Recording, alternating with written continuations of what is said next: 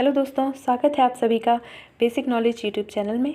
Friends, आज हम एक इम्पॉर्टेंट सीरीज़ स्टार्ट करेंगे। जैसा कि हम जानते हैं कि अगर हम किसी भी कॉम्पिटिटिव एग्ज़ाम का प्रिपरेशन करते हैं तो उसमें हिस्ट्री का काफ़ी इम्पॉर्टेंट पोर्शन रहता है, जो कि काफ़ी सारे क्वेश्चंस कवर करता है। एंड हिस्ट्री का इम्पॉर्टेंट रोल होता है किसी भी कॉम्पिटिटिव एग्ज़ाम को क्रैक करना चाहते हैं अगर आप और अगर आप किसी भी कॉम्पिटिटिव एग्ज़ाम की तैयारी नहीं भी कर रहे हैं या फिर आप किसी दूसरे स्ट्रीम से पढ़ रहे हैं, बीटेक कर रहे हैं, तो भी एज अ भारत के नागरिक हैं हम, तो हमारा कर्तव्य है, हमें पता होना चाहिए कि हमारे भारत का इतिहास क्या रहा है। आज जिस स्वतंत्रता की हवा में हम सांस लेते हैं, ये कैसे प्राप्त हुई है। ये स्वतंत्रता इतनी आसानी से नहीं मिली है दोस्तों। इस स्वतंत्रता को पाने में कई बलिदानों का योगदान है और इस स्वतंत्रता के पीछे छुपे हुए इन बलिदानों के बारे में जानना हमारा कर्तव्य है। तो इस सीरीज़ में मैं आपको हमारे आधुनिक भारत का जो इतिहास रहा है उसके बारे में बताने की कोशिश करूँगी। अगर आपको पसंद आती है तो प्लीज़ फ्रेंड्स, इसको वायरल करते हैं, इसको ज़्यादा से ज़्यादा लोगों तक पहुंचाते हैं, ताकि हर भारत का नागरिक अपने देश के इतिहास के विषय में सही जानकारी प्राप्त कर सके और अपने देश पर गर्व करे।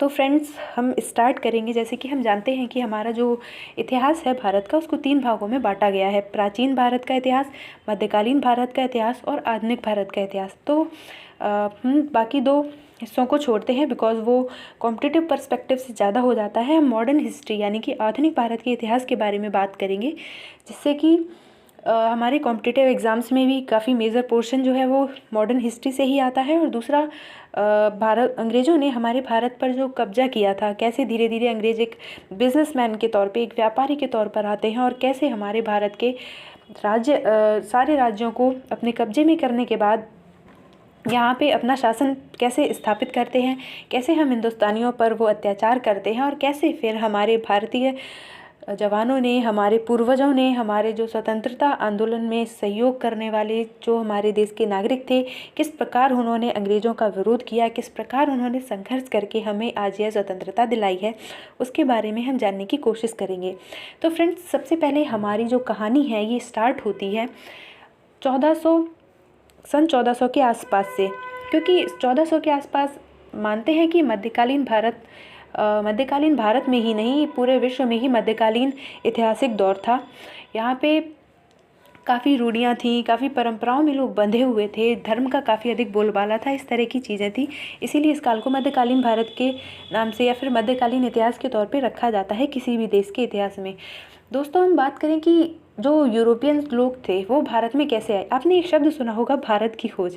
ये क्वेश्चन सुनने के बाद मेरे दिमाग में तो एक क्वेश्चन आया था, मे बी आपके दिमाग में भी ये क्वेश्चन आया ही होगा। इवन आई थिंक सभी बच्चों के दिमाग में आता होगा कि भारत की खोज कोई कैसे कर सकता है। भारत तो एक धरती है, एक ज़मीन है, ज़मीन की कोई खोज कैसे कर सकता है।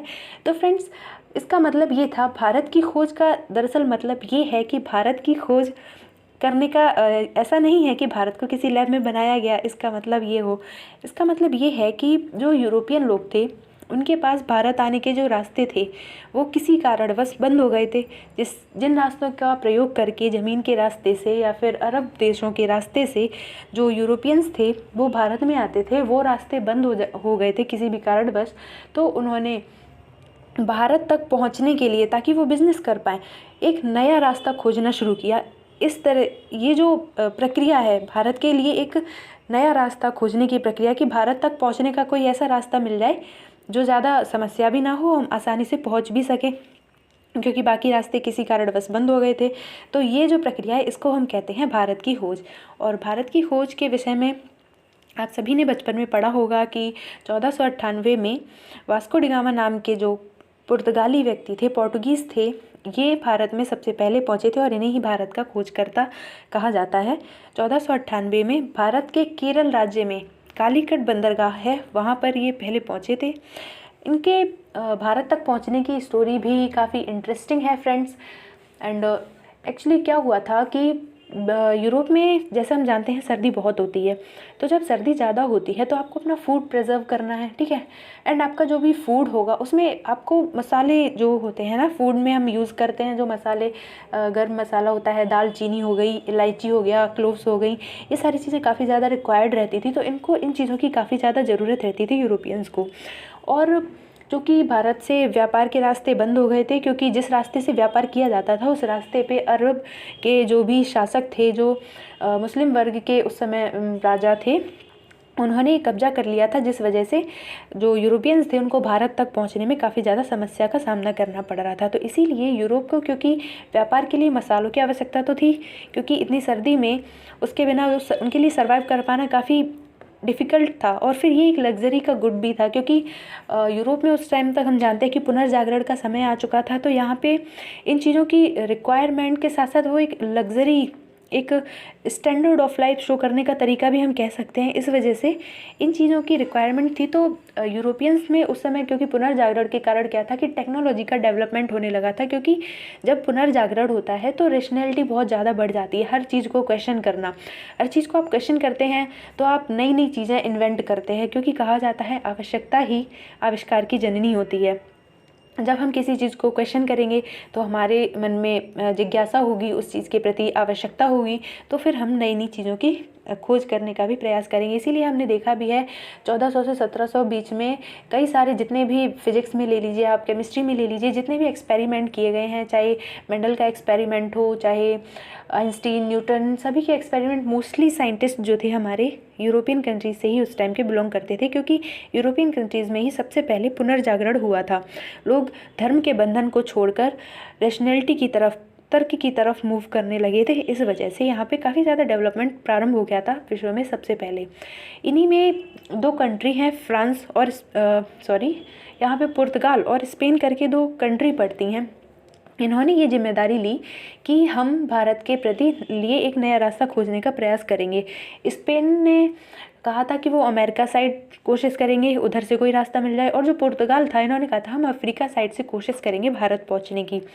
इनमें ही क्या था कि पुर्तगाल के जो राजकुमार थे, एक उनका नाम था हेनरी, उनको द नेविगेटर के नाम से जाना जाता था, क्योंकि उन्होंने अपने जीवन में बहुत सारी यात्राएं की भारत तक का रास्ता खोजने के लिए, लेकिन अनफॉर्चुनेटली वो इसमें कम्प्लीटली सक्सेस नहीं ले पाते हैं। बट फिर भी उनके ही समय में जो हेनरी जो थे प्रिंस, उनके समय में एक अचीवमेंट ये था कि बार्थोलोम्यू डियाज करके एक व्यक्ति थे, वो पूरी अफ्रीका को क्रॉस करके अफ्रीका के नीचे टिप पे एक जो जगह है ना, साउथ अफ्रीका में पड़ती है, केप ऑफ गुड होप, वहाँ तक पहुँच गए थे। तो लगभग इन्होंने भारत तक पहुंचने का आधा रास्ता कवर कर लिया था, लेकिन अनफॉर्चुनेटली ये केप ऑफ गुड होप से आगे किसी कारणवश नहीं जा पाए। उसके बाद लगभग 8 से 10 वर्ष बाद ही वास्को डी गामा जो है, ये केप ऑफ गुड होप से आगे बढ़कर मेडागास्कर तक पहुंचते हैं।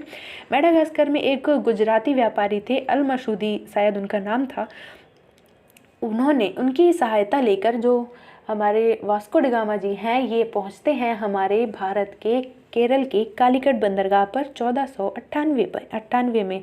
और यहाँ पर जब पहुँचते हैं तो जो केरल के राजा थे, उनको जमोरिन बोलते थे, तो उन्होंने काफ़ी स्वागत किया और फिर इन्होंने इंडिया को विज़िट किया, काफ़ी समय तक रुकते हैं, यहाँ से काफ़ी सारा मटेरियल लेकर वापस जाते हैं और फिर काफ़ी इनको इससे प्रॉफिट होता है। बिकॉज़ भारत से इन्होंने जब ख़रीदना स्टार्ट किया तो भारत में चीज़ें बहुत ही चीप प्राइस पे इनको मिल जाती थी। फिर जब ये वापस जाते थे अपने यूरोप में, तो क्योंकि वहाँ पे इन चीज़ों की डिमांड बहुत ज़्यादा थी, एक ज़रूरत थी ये चीज़, दूसरा सर्दी के कारण वहाँ पे इन चीज़ों की आवश्यकता एक अनिवार्य रूप से है, आपको चाहिए ही चाहिए, और फिर एक लग्जरीज गुड के तौर पे उसको इस्टेब्लिश कर लिया गया। तो इन सारी चीज़ों की वजह से डिमांड बहुत ज़्यादा थी और सप्लाई इतनी ज़्यादा नहीं हो पाती थी, क्योंकि भारत तक का रास्ता जो था वो रेस्ट्रिक्टेड था और जो दूसरा रास्ता खोजा था वो केवल पुर्तगाली व्यक्तियों को ही पता था। इस वजह से ये पुर्तगाल के जो लोग थे, ये भारत में आके फिर सेटल होने लगेंगे, कई सारी फैक्ट्रीज लगाना स्टार्ट कर देंगे और बिजनेस करने लगेंगे। भारत से चीज़ें लेके खरीदते थे और अपने देश में जाकर यूरोप में काफ़ी बहुत ही हाई प्राइस पे बेचते थे। ऐसा एक कहा जाता है, ऐसा सुना गया है कि ये जो भारत पे जितना पेमेंट देते थे चीज़ों को ख़रीदने के लिए और अपनी जो पूरी जर्नी है उसका खर्चा निकालने के बाद भी अराउंड इन्हें 50 to 60% तक प्रॉफिट मिलता था। तो that was a huge profit हम कह सकते हैं।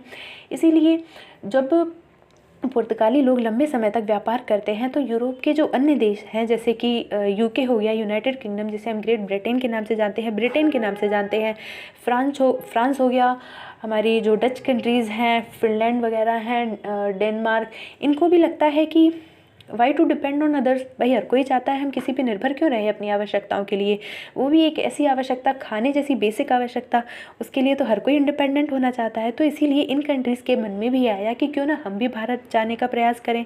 रास्ता तो मिल ही गया है, अब रास्ते पे कोई रिस्ट्रिक्शन तो लगा नहीं सकता, तो जिसका मन होगा वो जाएगा। वैसे भी समुद्र तो इतना बड़ा है, तो इस वजह से इन कंट्रीज़ के मन में भी ये क्वेश्चन आया कि क्यों ना हम भी डायरेक्ट भारत से जाके चीज़ें खरीदें, तो हम भी प्रॉफिट कमा पाएंगे और अपने लोगों को और अफोर्डेबल प्राइस पे चीज़ें प्रोवाइड करा पाएंगे। क्योंकि पोर्टुगीज़ जो है वो लेके आते हैं अकेले, तो उनका जिस प्राइस पे देने का मन होगा उसी प्राइस पे वो देंगे। हम कुछ कर तो सकते नहीं है, बिकॉज हमारे पास कोई और ऑप्शन ही नहीं है। तो क्यों ना इस दूसरे ऑप्शन को तलाश किया जाए, और इस प्रकार से अन्य देशों के मन में भी भारत तक डायरेक्ट व्यापार करने का विचार आता है। इसके बाद ये लोग किस तरह से भारत में आते हैं, फिर इनमें से ब्रिटिशर्स ही क्यों केवल भारत में अपना साम्राज्य, अपनी सत्ता स्थापित करने में सक्सेसफुल हो पाते हैं, इसके बारे में हम बात करेंगे हमारी सीरीज़ की नेक्स्ट एपिसोड में। तब तक अच्छे से सुनिए, शेयर कीजिए, अगर पसंद आती है तो इसको प्रमोट कीजिए, बिकॉज आप लोगों की एप्रिशिएशंस, आपके अच्छे कमेंट्स एंड आपके लाइक एंड शेयर से ही मुझे भी मोटिवेशन मिलता है कि मैं इसको और अच्छे से और डीप नॉलेज के साथ आप लोगों को सुनाने का प्रयास करूं, ताकि आपकी भी नॉलेज एनरिच्ड हो। और मुझे भी बहुत अच्छा लगेगा अगर मैं इतने अच्छे कार्य के लिए कुछ अपने देश के लिए कुछ कर पाती हूँ, इस तरह से ही लोगों को थोड़ी नॉलेज देकर। सो फ्रेंड्स, लाइक करना मत भूलिएगा, सब्सक्राइब करना मत भूलिएगा एंड शेयर करना तो बिल्कुल मत भूलिएगा। Thank you for listen. Bye bye, see you next in the next series.